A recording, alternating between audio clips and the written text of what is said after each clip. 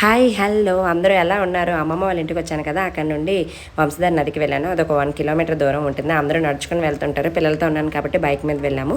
దారిలో మామిడి చెట్లు కనిపించాయి. చెట్టు నిండా మామిడికాయలు ఉండి చాలా ఎగ్జైటింగ్గా అనిపించి చెట్టు ఎక్కుదామని ట్రై చేశాను.